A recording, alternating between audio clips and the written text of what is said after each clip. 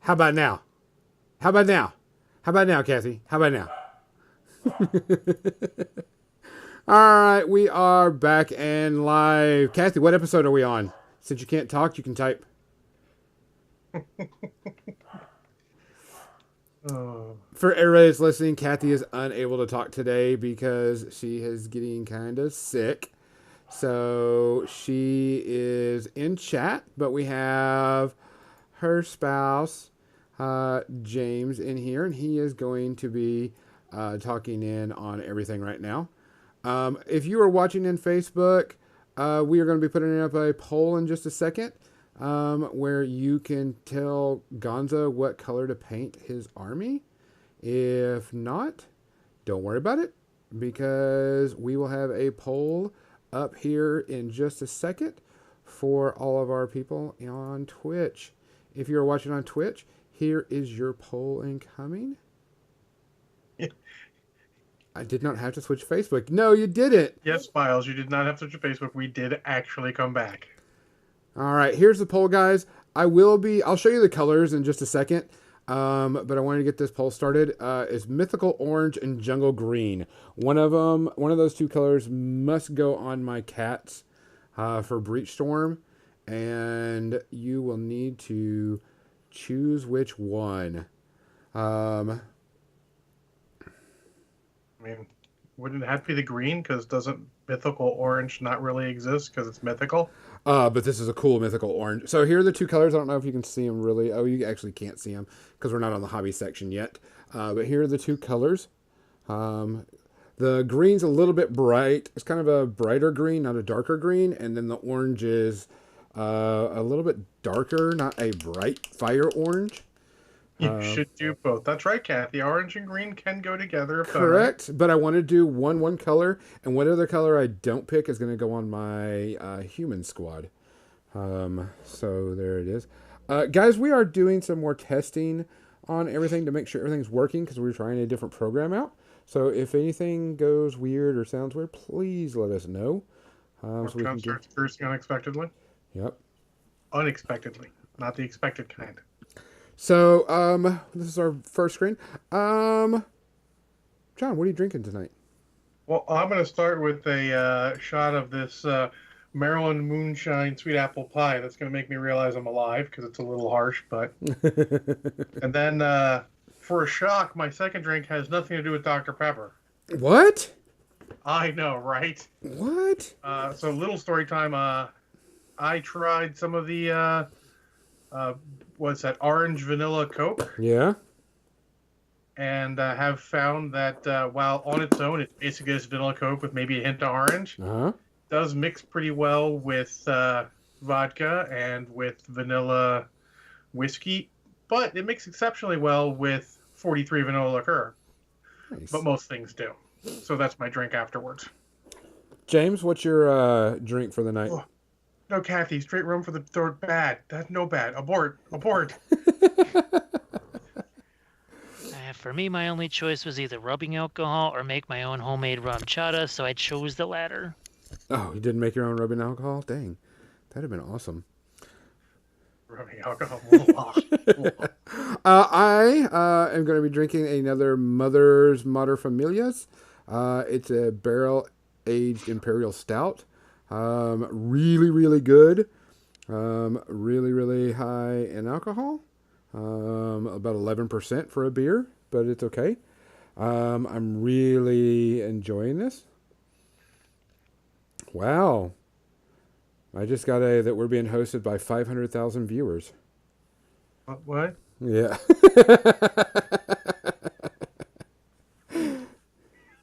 Okay. Well, very well. So it's 11% beer. It's really good. It's got a good sweet flavor from the end of it. I really like it. John, do we need to do a cheers out to anybody? Not that I know of. It's been quote unquote a good week. Let's say quote unquote. Good. So, guys, thanks for joining us. Just a fair warning: we will not be on. We will not be on next week because that is Adepticon. We're going to take a break, and plus, Cathy's going to give us a really good review when she gets back. Cheers. Cheers. Cheers. Oh, oh. Woo! Ooh, man. That's so good. All right, I'm going to switch over to our temporary painting cam. Temporary painting cam. And labeled it We Hobby. Oh, I could do that too, actually, now, as funny as it is. I'm not going to, but I could. Correct. Well, Look, I completed a model today. The job's a good one. job's a good one. So guys, like I said, we're testing out a few things because XSplit is giving us a problem, and right now we're sitting at only like a 16% CPU with this new program, and XSplit was putting us at 80 or 90%. So Pretty good. pretty good, guys. Mine, that's good stuff. That is good stuff. And Cathy, when we get done with the podcast, I need to talk with you just for a little bit. I think you're gonna be happy. So, today I'm going to be working on one of my blacksmith models. Excuse me, James, what are you working on today? Desperately trying to finish off some NCUs for Song of Ice and Fire. So we've got Circe here, and I think this might be the High Seneschal. He's another one of my guys here, and somewhere in the room I've got, oh, here he is. So I'm just going to have my final details on the mountain that rides. And yes, he is this freaking big. Oh, yeah. We'll hold up Circe by comparison. So, yeah, he's a big one right Holy there. shit. Yep, trying to finish off the flayed men here. Get them all done. And this is some of the freehand that I had to do. So this was my initial unit of the halberdiers. Graphic is legit. Love these figures. So here, here's my Knights of Castlery Rock. So... You inspire me, though. My ex-wife would be like, "Why would I ever paint? I can't paint like that." Like, that's not the point. You get inspired. Let's see if I can back out my I can back it out a little bit so I can see it. So yeah, all of the crazy freehand stuff times 4. And each of these guys also has the same stuff on his cloak that the infantry had. And then, yeah, snow effects and lots of non-metallic metals. And here's my halberd unit. So it's been a while since I had a chance to do unit-wide Sky Earth non-metallic metal. And that was a blast. And people have actually gone in, they've tried to say, okay, which of these guys is reflecting the guy next to him? And they're like looking in their helmets at the reflections to make sure they actually reflect the right guy next to them. So yeah, my last step is I still have to magnetize this tray. But I love these miniatures because these halberds, every single weapon, every sword, every whatever, comes out perfect. Instead of having to reforge it like most metal swords or whatever, these things, they're just made out of a hard plastic. And they're pretty much perfect right out of the box. Nice. And you don't have to deal with all of the very painful things that we're used to dealing with. Warped models. They're legit. Oh, yeah. And most of the NCUs, these are one-piece figures. Well, every piece is a one-piece figure. But when you got guys like this, the folds are actually folds. Now, I think I was doing a live stream on I think it was one of the Savage Giants, and all of a sudden someone gets on and says, I sculpted that. I said, what? Turns out it was one of the guys from Big Chow Creatives, and they're the guys that sculpted all of the Song of Ice and Fire miniatures, which explains why cloth looks like cloth, that people look like people, instead of vaguely humanoid with humanoid parts. That's hilarious. That's the reason why So, people yeah, look like people. It looks like they have good inherent definition and a lot of good detail and none of that what I like to call bad detail. They try to keep the extra stuff to a minimum. It's I don't want to say a blank canvas, but well, like this, all of this stuff I could do, the see-through dress and the filigree on it, because it was just there was nothing already sculpted in there. Now I think to help people out on stuff like this Flayed Man banner, they will have the design already there. Mm-hmm. But I can see that because 99% of people are either not going to want to do that or maybe wouldn't know how to do that. So it's one way to help people out. And most of the people who will paint a banner, like just straight up paint a whole banner, know how to convert a banner onto there. It's not their first rodeo. Yeah. While you're talking about this, and since you're going to be playing this at Adepticon, what do you think about the game so far? Because not it hasn't really taken off anywhere. Um, and I'm kind of curious. What do you think about the Song of Ice and Fire miniature game? It's actually, believe it or not, it is starting to. I think at first people said, well, there's just two factions. Well, there's just three factions. Now you've got basically the four main factions, but with all the Boltons and everything else, you can create infinite number of armies. So let's say my army has 4 combat units. If I keep those exactly the same, but change out these NCUs every time, I get 10 totally different armies. Because one of the things that comes with the game is this. So you have these basically action cards. Yeah, And what these let you do is each one has a different ability. And that is huge. It changes your entire game around. So if you've got, well, here's Craster. So when he does stuff, it's very different than what Cersei does. I've noticed a lot of other games are doing that now. Just I know we're kind of off topic for a second, guys, but this is actually pretty relevant because James, while you're at Adepticon, and I'm making this as a joke, when you get some free time, ha ha ha ha ha, go check out Parabellum Games and their Conquest game that they got there. They are doing something similar to what a lot of people are doing. That there's a deck of cards that augment and change up the way I'm mad because I really wanted to go demo their stuff because they have some really awesome models. And I've read the basic rule set and I wanted to pick up a couple of things and I was just like, oh, Well, just couldn't get to. when you think about it, even GW and other FFG games are doing similar stuff, but not Correct. entirely the same. GW, it's command points, but by putting out the cards, it sort of gets that physical aspect in there, so you can easily reference. And then Legion's doing it with their with the command cards. Correct. It's a cool little extra function. I'm glad people are embracing it because too often, let's say the old grognards get upset with like, you can't add cards to my miniature game. What you doing? Yeah. No, This is really, it's different because there's nothing, how shall we say it? There's nothing set in stone. Because I've played games where you don't even bother rolling the dice. It's like, that's dead. Just here, it's dead. I'll take it off the table. But here, you could have some cards in your hand, and you say, I'm going to do this, this, and this. And I'm going to say, okay, that's great.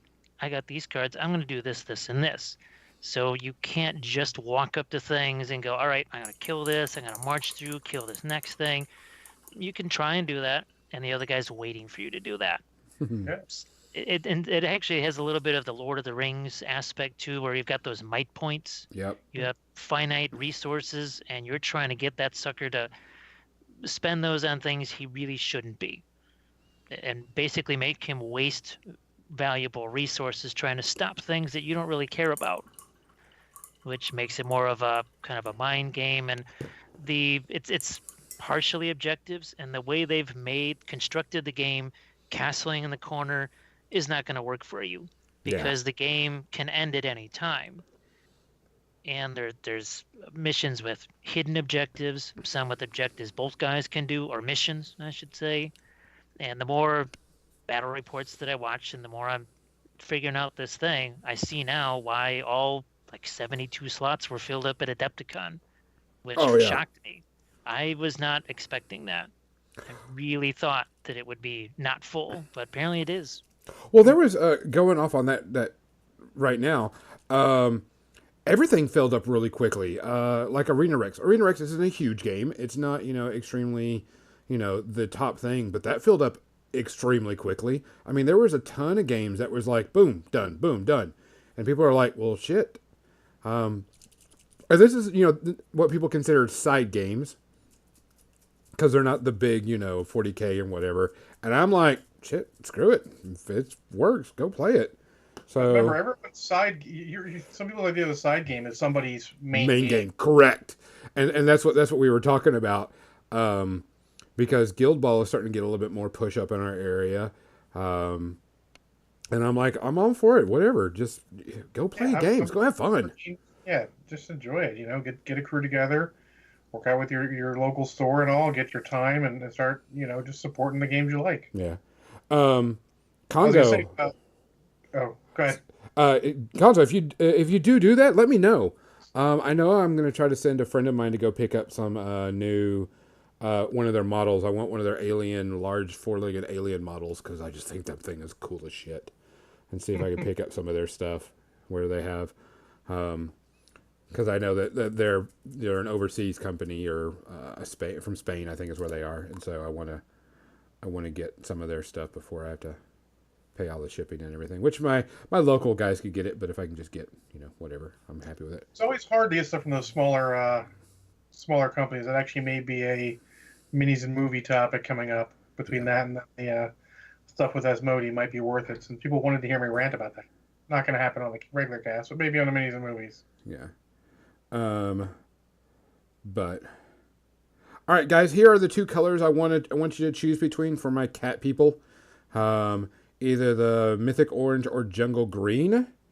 These are the Army Painter War Paints that I want to use. So I'm going to leave it up to the viewers to decide which is going to be their primary color. Doesn't mean I'm not going to add Mythic Green if y'all try, or Jungle Green if it's Mythical Orange, but one of them has to be the primary color.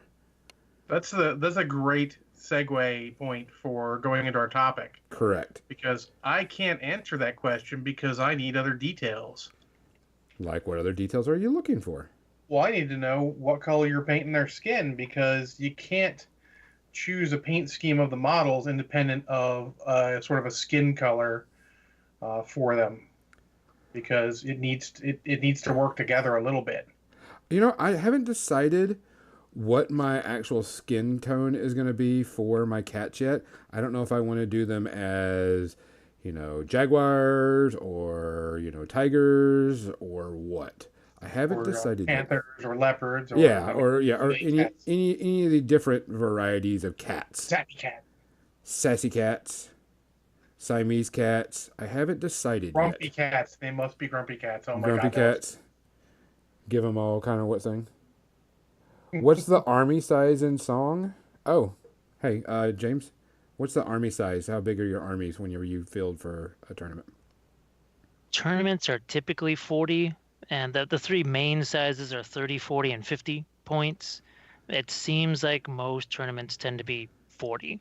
I think when you're going up to 50, you're gonna be more on like say a 6x4 table, and I'm sure here they want to keep everything to a 4x4 to maximize space. Oh yeah. And be able to use that 2x4 spacer in between. How many models is that though? Is it 40 models? Oh geez, no. My 40-point army has 8 cavalry guys, those 12 halberdiers, and the mountain that rides. That's all that's going to be on the table. That's it. Everything else is the NCUs, and all of these aren't even on the table. So imagine you're playing a game of 40K, and Guliman is off table, and he's sending extra weapons, or he makes for that round, your bolters are going to hit with a +1. The next round he does something else, and your enemy has a -1 to shoot. Or these are the guys that do the machinations off board. There's some, especially say for like Craster here, he has more of a healing type thing. So when you combine him with Night's Watch, it would be a little bit like, okay, Space Marines, you put him on the money bags and you already heal 2 guys and maybe potentially D3 more if you control something else. So they basically try to make you have to control as many things as possible to get all of those bonuses, which now makes it obvious what you're trying to do. So it's probably about, 20 models or so on a 4x4? Oh, yeah, I would say tops. Now, if you go more infantry, you might have 38, but that's 3 units of 12, and then maybe a few characters like this assault veteran here, because he does some special things to the squad here.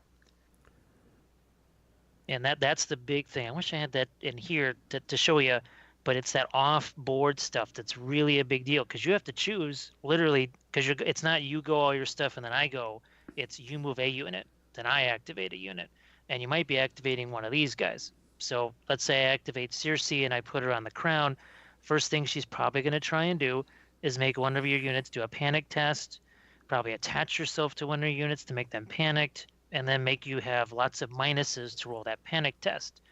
And she's probably going to do that when you're standing right next to a bunch of corpse piles, because your whole unit can literally melt away just by one of these off-board characters doing something like a morale test. So let's say your unit is kind of beat up, it's down to maybe 4 or 5 guys in there. You can bet she's going to try and stack as many negatives as she can onto that unit and hit it with her activation. You may use there's another guy called, what is his name? Varus, and he can actually negate something like that, so that you can't necessarily, again, there's not a lot of guarantees in this game whatsoever. And I can look up what this guy's ability, I've got his card up right now. So his ability is influence. When he claims one of the tactic zones off board, he can influence a unit and give me +2, which is important because Lannisters tend to have lower morale. And you can bet, because I got so few combat units, people are going to try and whack me with as many panic tests as they can. And it becomes even more important when you're doing, I think it's Feast for Crows, because every time you fail a panic test, your unit is worth more victory points.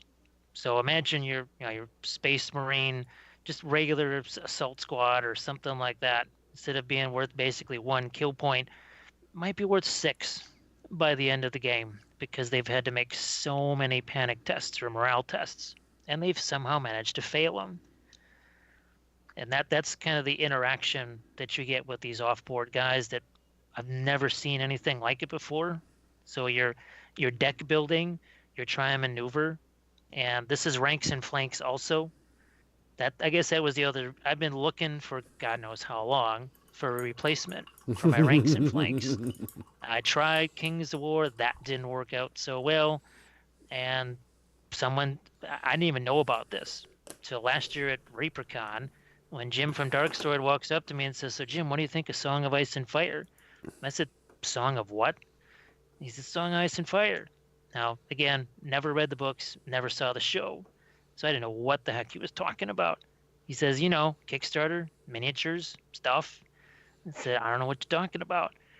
And then he brought over the box, and when he opened up the box and showed me what the figures were like, I said, "Wait a minute, this is how they come right out of the box?" He says, "Yep." And I said, yeah. And it's a ranks and flanks game. It's actual, you have to rotate, you have to move a certain movement, and getting hit in the rear is bad. He says, "Oh yeah, it's all the stuff you would expect from ranks and flanks." Now, But check this out. So, are you there? oh yeah, Okay. So going to the about painting your army, and you're painting yours. Are you painting them studio scheme, or are you painting them your scheme?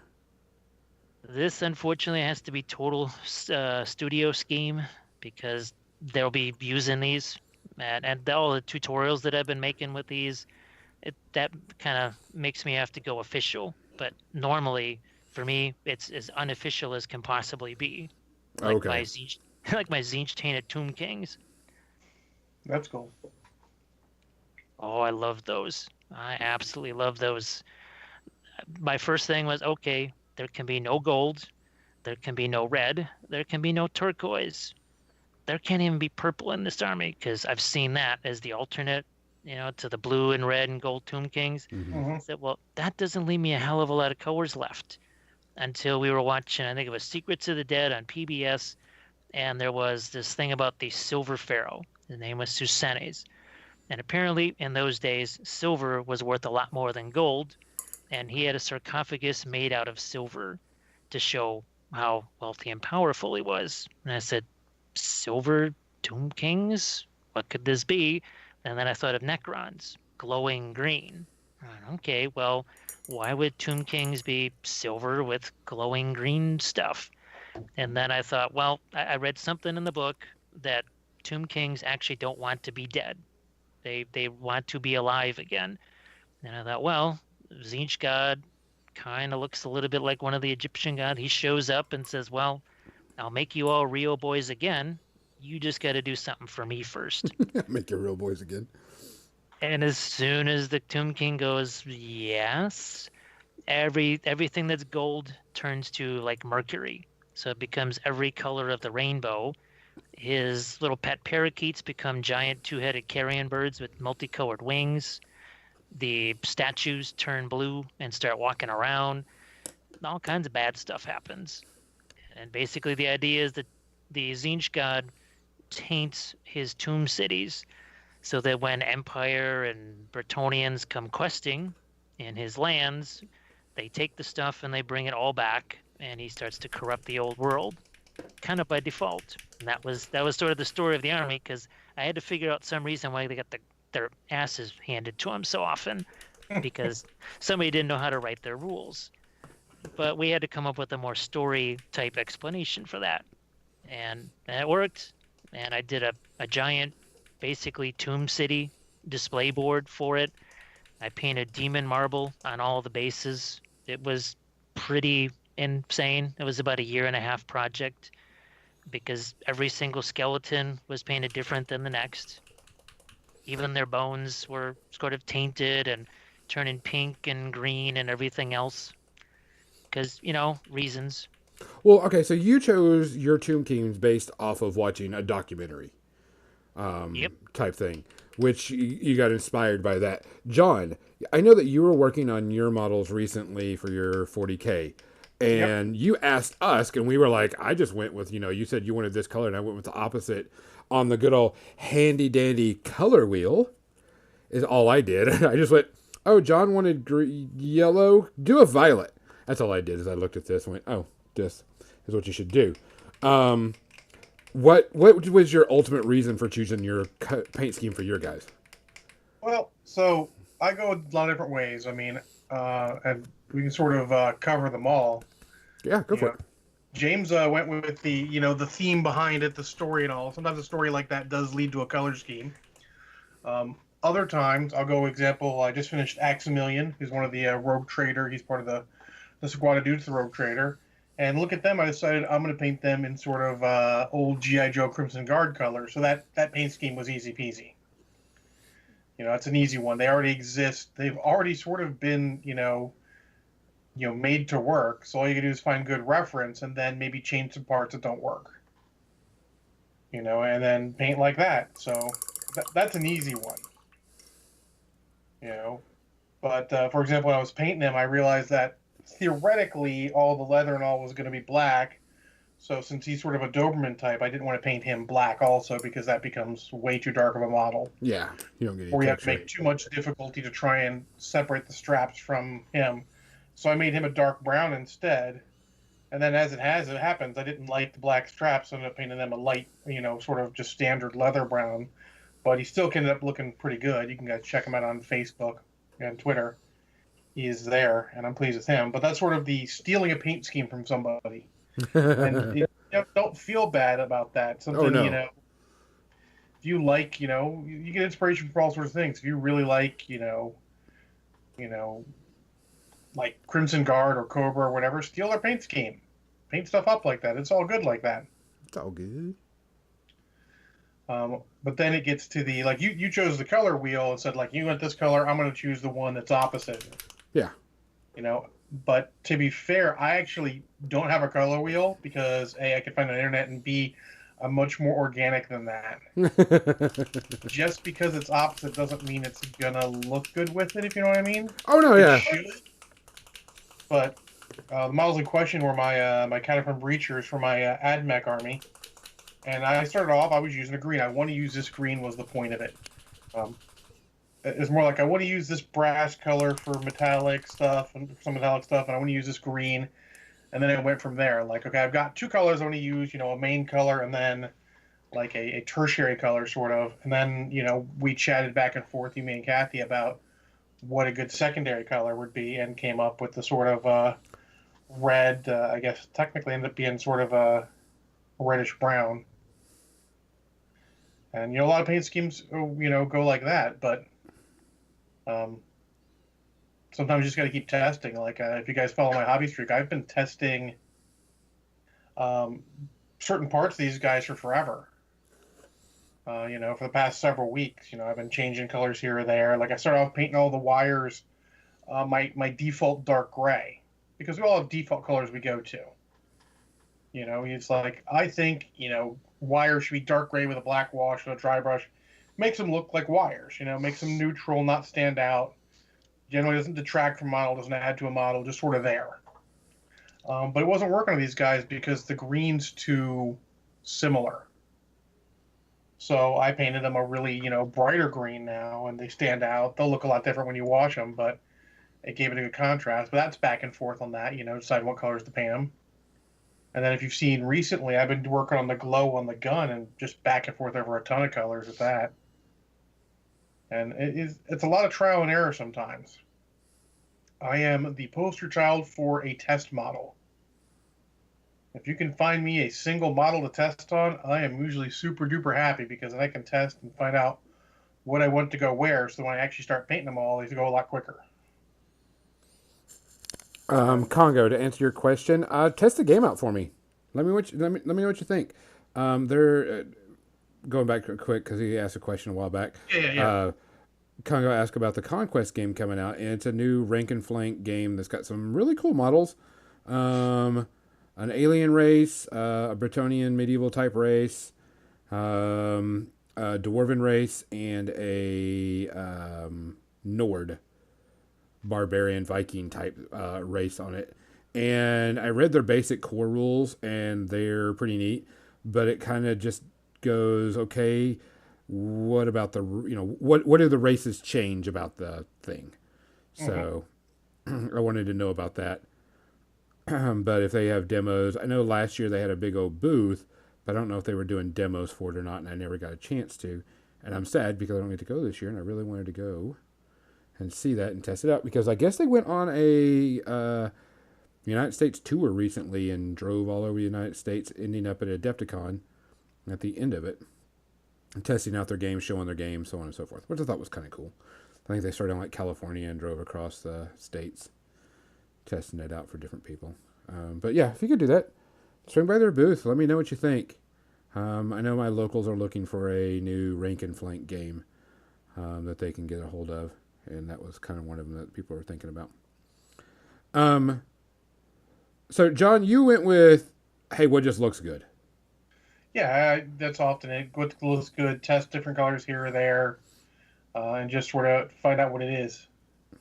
What it is. Would it be? Would it be? Exactly. I know some people do studio scheme because they like the studio scheme. Like I know there's like this, and it's just people giving each other a hard time that if your Kador models aren't red, you're not Kador, and it's just fun ribbing. Nobody's going to actually give you hell. Oh yeah. But I mean, there are people that stick straight to studio schemes and won't change it because that's the way they like them. Yeah, absolutely. That's what you like. That's what you like. Remember, at the end of the day, you're the one that's like that model. If the paint scheme looks good to you, other people may not like it. Who cares? Yeah. You just gotta like those. You're the one playing with those damn models. They ain't gotta like them. You gotta like them. Yep, because you're the one that owns them. You have to. Yeah. If you want like all, let's say sort of like Gonzo did his Grimkin and sort of like that black and white thing. But let's say you go one other. You just want your guys to be various shades of gray, just because you want the new shades of gray. Do it. Yep. But don't hesitate to go a little outside the box and try other things, even if the studio scheme. Say you're painting Ultramarines, but you don't. You want some different bolter color than a red. I mean, the red bolter is classic and old school. Maybe you want something else. Maybe you don't want something the bolter to stand out that much. Then absolutely change it to whatever you want. But you got to have that sort of flexibility, that agility with your paint scheme to switch stuff up. And more so if you're imitating another paint scheme from some other game or from some other media, you got to have a little bit of agility to change up stuff that's not working. If you're doing, let's say you're doing a standard Cobra Trooper, which is a very, very cool paint scheme because it's blue and black, not a lot there. You got to be able, maybe agility to throw some splash of color here or there for something. Just something to liven it up a little bit. Yeah, I mean, because at the end, they're your models, and you paint them however you want. I mean, I know that we joke about it, but someone painted up their whole entire Space Marine army look like Hello Kitty. Yeah, that's fine. Go for it. It's your army. Inspiration's good. Yeah. I mean, and so you can do that. Don't let anybody change it, but there are some people that do like to have unit coherency. Now, Yes. for the most part, for non-rank and flank armies, your units are going to look pretty similar to begin with. You're going to have a little bit of um, overall paint scheme, a color that they're all into, or a color that they're all using. Your primary color. But for some of them, they don't. They just have part of them have one color that's into it. Like all Space Marines, for the most part, when you paint up a Space Marines army, they're all going to look mostly the same. Pretty uniform because I Yeah, mean, their power armor is power armor, correct. unless you differentiate it, which I love about the various like let's say Blood Angels are the best example, where different units get different helmet colors. Mm-hmm. That's cool, but you don't have to do that. If you want them all just to be Blood Angels red all the way through and use something else, do something else. You can't be slavishly devoted to a scheme. Your own, if you're painting your own stuff, and you have to be able to change it up where you want because they are your models. And you don't, if you don't like it, don't paint the studio scheme. Jason Henley on Facebook said, when you paint Pan-Oceania crimson red, and there's sort of always that sort of blue and metallic color. They're sort of the ultramarines of, with you will, of infinity. When you paint them crimson red, do it, man. If that's what you like, do it. Yeah, I mean, it's yours. You get to do what you want. But I mean, usually most armies have a theme of some sort. And that right there really kind of defines on how and what you're going to do with that army. For like, now my blacksmith that I'm painting here, I'm doing them as they were just blacksmiths. They're going to be earth tones, browns and different shades of brown, and that's pretty much how they're going to be. Now, this guy I'm doing right here, Anvil, I'm going to do his beard red, just so it gives it a little pop and changes him out a bit. But for the most part, I mean, I'm going to wash out his apron cape thing he's got going here. And then I'm going to highlight up his, leathers. And then his skin, I'm going to do it, as a darker skin tone. Because, I mean, he's sitting in front of a forge all day type thing.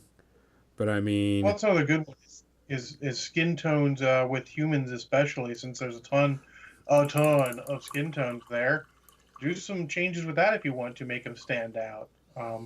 Let's say you're not using the browns you are and you just had a lot of lighter colors on them.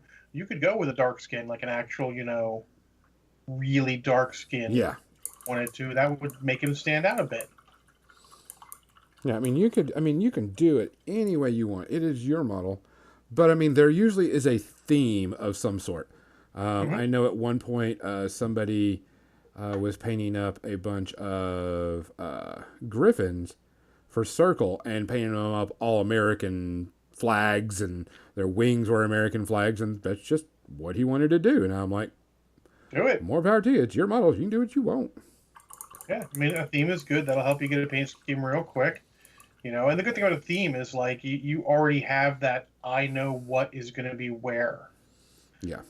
Which I find, and I'm going to imagine James doesn't have that problem. Look at how quickly that model's progressing. But I need to know what's going to go where, or I cannot paint quickly. Yeah, a little paint card. I know a lot of painters. As one of our local guys, he does a lot of painting for people, and he's good. He actually painted a bunch of my Kador for Adepticon 2 years ago because I was running behind, and I'm like, hey, I'll pay you this if you paint all my Winter Guard. And I said, this is the paint scheme I want.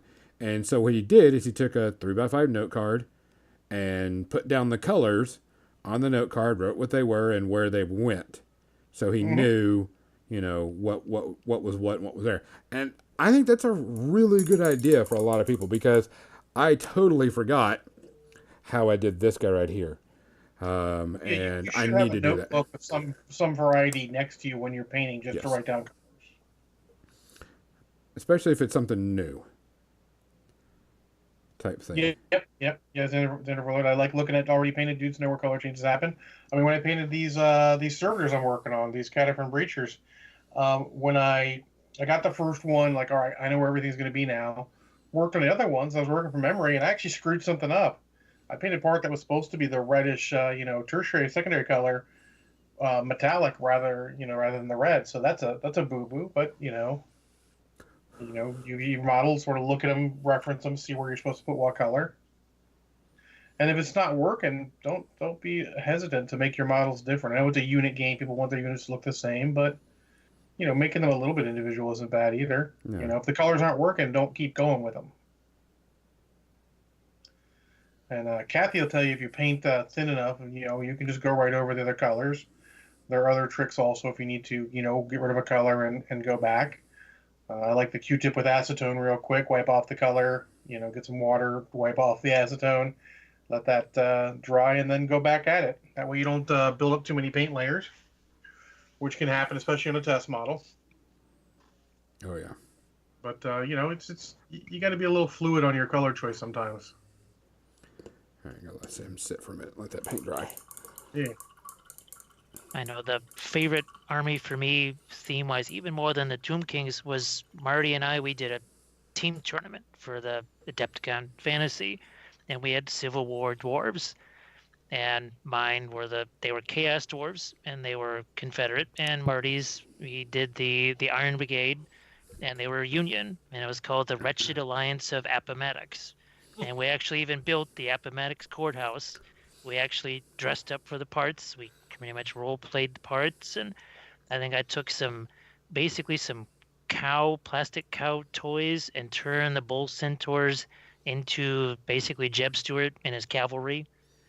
I sculpted the caps on them. I sculpted plumes on their broad hats, and I had that little old plastic horse that would draw the gun for the old dwarf kits for fantasy. I turned that into Traveler, and Marty put black hats on all of his guys, and we basically threatened to shoot at each other the entire game. Every game we played, we basically, actually the last game we played, we actually allied with the guys on the other side.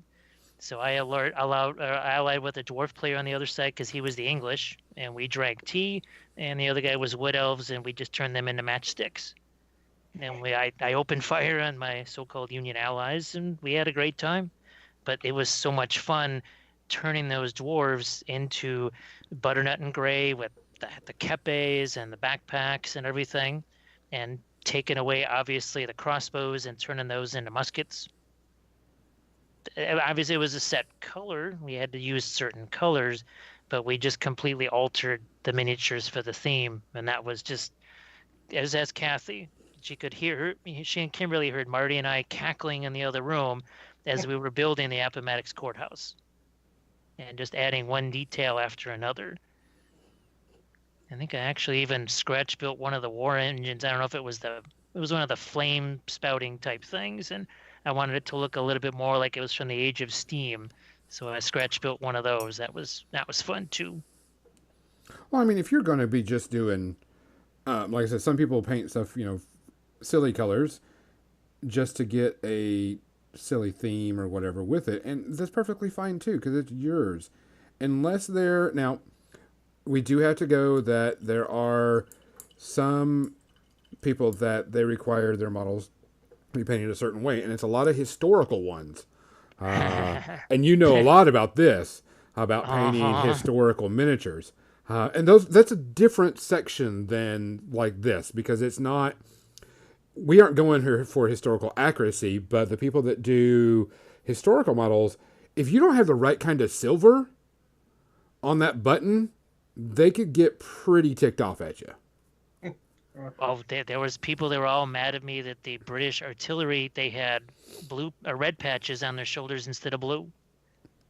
And my Fallschirmjägers, I was so terrified of the dreaded blue helmets that I made them Monte Cassino themed, so that it would all be in basically a desert Mediterranean color. So I didn't have to worry about people yelling at me over blue helmets.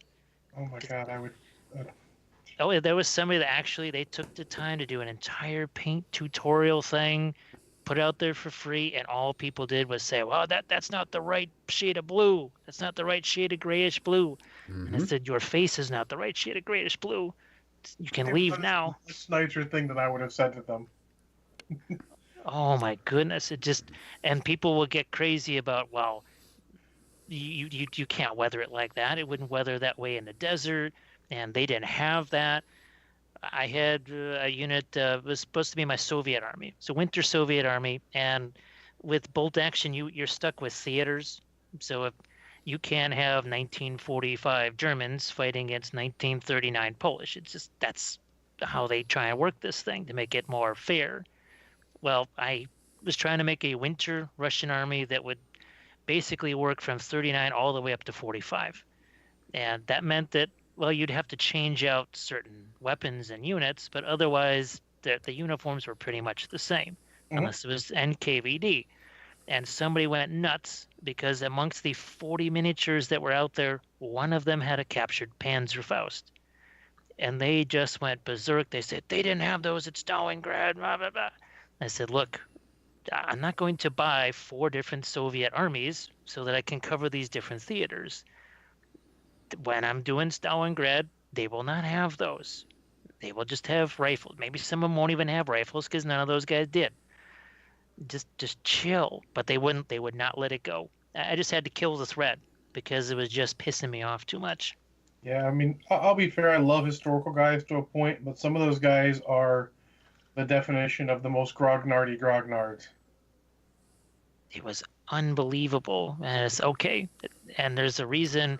It kind of puts a limitation to the growth for a game. Yeah. And I'm seeing new people come in, and they're just all they want to do is have a little fun, ask for a little advice, and people really they beat on them so bad they just say, "Man, I think this was a mistake. I think I'll just sell this stuff off." And I've seen it more than once. Oh yeah. It's unfortunate. But don't take that from people. If you painted an army and you like it, don't take that from them. Remember, the easiest way to end the argument is just to walk away. You don't need those people in your life. You don't need that kind of negativity. You'll find a place, Hobby Hangout or wherever, where people won't care what you painted. They'll be like, "That looks good. I mean, Awesome job finishing it." They'll be supportive of you rather Yeah. than, you weathered that wrong.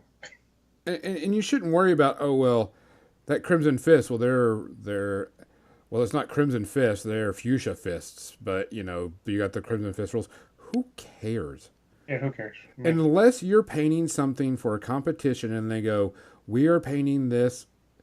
An example would be, we're painting this army to look like what a natural, original World War II German army would look like back then. Then you should probably worry because they're going to grade you on, competition wise that, you're not using the correct gray or red or whatever. But for the most part, you just paint what you want and paint how you want them. Remember, in most cases, the only standards limitations you set for yourself when painting are self-imposed. Yeah. There are no external, like, you must paint your Ultramarines blue. No. If your Ultramarines are yellow, I don't care. Just tell me before the game they're Ultramarines. Sounds good. You got Rowboat painted in yellow? Looks good. Let's go. Yeah. Which, guys, don't forget, we are doing a poll on Facebook and on Twitch on what I should paint my cats, either the green or the orange as their primary color. Yeah, Facebook Jason Henley says, if you don't like it, feel free to paint my army for me. That is a good response also. Yeah. And just do a vote and see what you would do, because I'm going to go off of what everybody says. And hopefully have more than just one vote.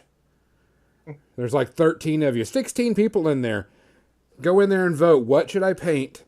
To be fair, Jason can't see it in Facebook. Yes, I don't think he's been able to see it in Facebook yet. Okay, well, Jason, which one? And John will record it for you. Green or orange? And it's these little cat people. I'm going to throw a couple more of these comments in.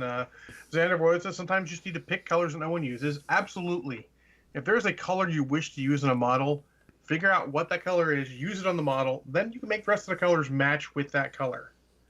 That is perfectly acceptable, just because you want to use that color. That is good. What is it? Necrotic Green by P3 is an extremely bright green, and I love it. And I painted up my Retribution in that color and dry brushed it with a yellow. And you should have done the Tau that color. Do what? You should have done the Tau that color. I'm still. Then they'd be super green. Yeah, super green. I may do that because I just got a new Cold Star Commander and I can test that out. But what was interesting is my list had 2 Colossals in it, and they were painted that Necrotite green, and I put them out there. There should be a poll. You just gotta No, someone. he's on the Twitch app. Oh, gotcha. Just let us know. Put it on there. If you want green, say green. If you want orange, say orange. And John will just keep track of it. He's cool like that. But what was interesting is when they were taking photos of armies and stuff, and before taking photos, they instantly went over to my stuff and goes, "We saw this from halfway across the room because it was a bright light, and you couldn't pass up two colossals painted in necrotite green." And I'm like, cool with me? And they thought it was cool. Do what you like and what you think is going to be interesting. Because that's what you should do. Because it's your damn army. Here's my Agrath Earthshade. That's how my Sisters of Battle ended up Kelly green with gold armor and blue woad on their faces and red hair, because they were supposed to be basically this kind of Celtic civilization or whatever that just happened to be sitting on a resource that the Emperor wanted, and it was basically being hit by orcs all the time, and the orcs, for whatever reason, they just kept losing. And they said, wait a minute, these guys got like spears and slings. How the heck did we just get beat again? And maybe it's that blue stuff they wear on their faces. So we'll do that. We'll put that on our faces too, because I always like doing armies in pairs. So you got the main army, and then this is the army that would kind of come next, their opponents or whatever. And that didn't work either. And what was happening is that basically Sisters of Battle were kind of pretending to be this blend in, so to speak, with these guys. And over the course of centuries, whatever, they started to train some of the local women who showed promise and made them part of I think it was the Sisters of the Raven or something like that. And eventually, that was my last 40k army. It was the Sisters of Battle with Imperial Guard allies. They had kilts. They were riding giant wolf dogs or wolfhounds. The sisters all had, again, the Kelly green. There was some plaid in places and some tartans. That was a blast. I absolutely loved that. They died a lot. A lot. A lot. But I mean, They for the died a most lot. part, you just paint what you want and how you want it. If you want a necrotite green army, go for it. If you want a polka dotted army, go for it. It is your army. You do you. Now, if you're looking for competition and stuff like that, yeah, you're probably gonna, pay more attention to it because that's just, a different thing that you're worried about.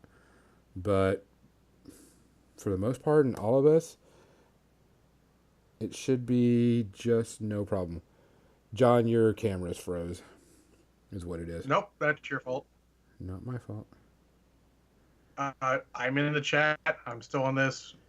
Yeah, you're here. I mean, Yeah, just something happened to your camera literally cannot be my camera. or something. But yeah, your video is froze on this end. How about that? Well, he was moving, and now It was he's froze. moving I've again. already switched to a Yep. And now his sound. Yeah. It's all right. You probably got some video going. No big deal. John's there. He can hear us. Yep. If he crashes, we'll worry about it. That's actually not bad for us, considering we've had a lot of problems with XSplit, and this is kind of pushing it. Technically, it's Banyan's fault. Banyan quit streaming. Whatever he's doing is, this is twice in a couple weeks where my internet has just gone squicky at about the same time. So Banyan quit. Stop streaming the porn and let's go. Everything's good here. My camera looks good, but it's still frozen on the video, so I don't know what to say. We can hear you. That's all that really matters. Much better than seeing me. Shit. Yeah. So Jason Henley did want to put his hat into the ring for the necrotic ring plus tau equals space herpes. That could be. Never know. Or if it's this old camera, I could try the other camera. That's okay. I mean, I'm not worried about it. Just someone had mentioned it. Showing up, I might as well switch to the other camera. Yeah. I'd have to. Yeah, just whatever. So when it comes down to it, you just play and paint. You just paint your army the way you want. Don't let everybody pressure into it. Like I said, there's only a certain time that excuse me, you may have to worry about that, and it's competition or historical accuracy type stuff. But for the most part, unless you're paid to do it, you just paint the way you want. Like James right now is painting Song of Ice and Fire stuff, and he has to paint it towards studio scheme because this is being used for demos, right? Yep. So let's see. I don't know how well that shows up if there's reflections or not. So this is the high sparrow here, and this is the color scheme that I need to match. And it's a great color scheme, nothing wrong with it. But I know some people have taken their Varus miniature and they've actually gone in and they've made it a different color because he can work with different armies. Mm-hmm. So I've seen him purple, I've seen him white, I've seen him gold with red trim. I've also seen him in red. But this guy looks like he's just kind of wearing a white robe. So I just thought, okay, I would match that. Mm-hmm. And it's fun. I have now to make it more interesting. I'm trying to get greens and yellows and other things in the mix here. And I've been using more of a purple gray on the back over here. And then I also tried to use the base because I knew it was going to be just a plain old white thing. I thought, well, if the base can be a little more interesting and maybe give it a splash, I did that there. Cersei obviously was the opposite thing. Now she's usually shown as having a red dress. Let's see if I can get back to her here. So here's Cersei, and we'll see what she looks like. So this is typically, now she's painted. I said, well, okay, what if I made it more of a semi-translucent dress and gave it that sort of filigree stuff over the top of it? And then the base color was more flat since her dress was going to be red, but I was able to mimic that same pattern that you see on, on this guy right here. So you can see that pattern. That's going to be there. So the pattern basically follows it. Lots of diamonds, I guess, because of the whole wealth of Casterly Rock type thing. No, it's very legit. It's cool. Oh yeah. If anybody has ever sat and watched James paint, which he does a lot of videos and everything, he is amazing to watch paint, guys. Just as quickly as he does it too. It is amazing. The next thing I need to see, James, is you and Dave Taylor painting stuff at the same time, because Dave Taylor is super quick too. I don't know who's faster though. Now let's see. I painted these two. We started the thing. These were basically primer before we started. Yep. So yeah, I don't know. He's quick too, but that's the next thing. We got to get you guys together at Adepticon or something. See who paints faster. Might create some kind of gravity well or some kind of time-space continuum disruption. We might actually finish those things before we start. In which case, wait till next year. I'm gonna try and show up. I want to be there in person for that.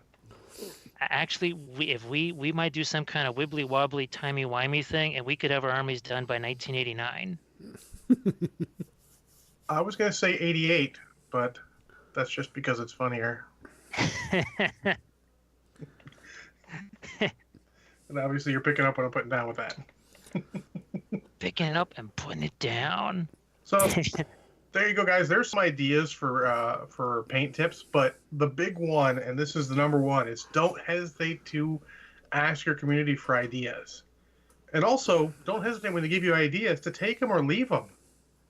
They're going to respond with their preference. You can talk back and forth. Maybe they'll give you some good ideas, give you some good constructive criticism, and maybe something else will come from it. And don't hesitate to try stuff out. You got to push the limits. If you're using the same colors again and again and again, that's cool. If you like it, it's all cool. But you sometimes try something else out. Just give it a shot.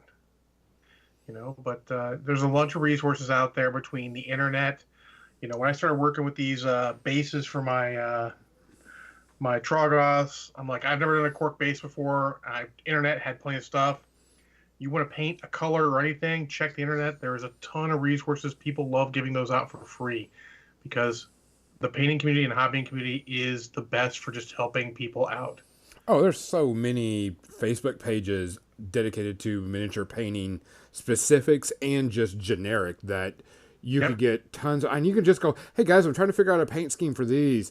can you give me ideas? And people were like, yeah, try this, try this. Oh, I saw this one looked really cool. Watch streams, watch videos, ask for ideas, read. Like, White Dwarf is back to being a real thing again. Like, read White Dwarf. I've learned so many painting tips that I've applied to many, many things just from reading a White Dwarf painting article on a totally unrelated model. If you like them, pick up some painting books, borrow painting books from your buddies. Someone in your group probably has half the painting books. If you're like me, I mean, I don't paint that well, but I do buy a lot of painting books here and there because I like to have that on hand because I know a lot more about painting than I can actually do. But someone's bound to have them. Ask for help. Just ask your guys for advice and help and all. Everyone's happy to help. Oh yeah, there's plenty of people who are willing to. Some people are going to say, "Hey, just put it in studio scheme," and you're like, "I want to do something different," and do what you want. But you'll learn who to listen to and who not to. Like there are painters. Like we have my buddy the Jason will go like, we come with a model like, okay, do you want my opinion or do you want constructive criticism? He'll break it down. So he'll be like, oh, it looks fine. You can keep going with that. If you want constructive criticism, he will break down. You should do this. Look at this. Look at this. He'll go into some deeper stuff. Yeah, it all just depends. I mean, you just do what makes you happy and test models. That's something I've learned with these all of these little breacher team guys. I've got an excessive amount of them because I bought way too many, and I'm like, hey, I'm gonna pull one out. I'm gonna do a Necrotite green one because y'all just suggested it because I love that color. That color's super legit. If you have an army that has the the juice boxes of models, as we like to call them, like the easy to assemble Stormcast or Primaris or whatever, get one of those. They're really cheap and just test on those models. Let's see what I want to do. Let's see if it works. Yeah. At the end of the day, it's just a couple cheap models, and you will love having the reference there for knowing how the paint interacts with what you're looking at. Yep. Especially to just go, well, the purple and green didn't go very well together, so I'm not going to do that. Well, sometimes you end up with your, magenta and turquoise, not Shed Dave's Space Marine armies, who back in the day when you could make Space Marine stealthy, they were stealthy because it was funny. What time are we hitting on our media? Oh, we're actually a little late. We're a minute late on our media section. So if it's media section time, it's time to thank all of our sponsors, including Mechanica Studios, Muse on Minis, and of course, Arky Dan from Tectonic Craft Studios, who specifically sponsors the media section in addition to us generally. And we have some giveaways for him eventually. Is that right, Gonzo? We actually have giveaways for... it's funny as you say that. Dan's going to, of course, be at Adepticon, so if you're going to there, tell him say hi. Tell him you said hi. Tell him you heard about us on, More Than Dice. He'll, really thank us. Because I messaged him, and he's supposed to be sending us a bunch of things to give away on the podcast, and he was going to mail it. And I said, well, don't mail it. Let's save some money. I have some friends coming up to Adepticon. Just give them the box, and they'll bring it to me. And he's like, cool. So he's going to give me a bunch of stuff to paint up on air and give away to everybody. Mechanica Studios is going to have a few gift certificates for us pretty soon. We just got stuff going on. With that, building the convention is, a little bit of a thing. And everything. Also, we have new dice that will be going on sale and to our patron subscribers. If you're one of our patron subscribers and you are at that level, I will be sending you a new die. If not, we will have dice sets available for you to buy that we will sell to you. Other than that, check out our Patreon page. I will be adding something new when it comes closer to summertime that is specifically for me. It'll probably be about another 2 months maybe before I add it, give or take. Or I may add it in a month and then just see who does it and go from there. Check us out on Facebook. If you're going to buy anything from Muse on Minis, which they will be there at Adepticon, make sure you can use More Than Dice as a discount code. You get 10% off your order. And we do get something back in return for that. And that helps us out a lot. Because we're trying to upgrade equipment and get new things going for y'all and get cooler things happening. Mechanica Studios, of course, he is working with us. He's going to give us some gift certificates pretty soon. So we can have those to give away. Other than that, it is media section times. John, you said you have how many? Dose. Dos. I think I said I had 5, really 7, but 2 of them are whatever. Or the TV series you're watching Yep, every part of week. it. Yep. James, what do you have? Any media sections you want to talk about? Actually, the only media I've been watching is tons of Song of Ice and Fire battle reports to try and learn how to play the damn game. Um. Okay. Before we start that, we need to bring something up. On a media section, I did see some news, and I know I'm kind of excited about it. Cathy's probably kind of excited about it. I don't know how John is because John's kind of way out there on weird stuff like that. They're redoing Time Bandits as a TV show.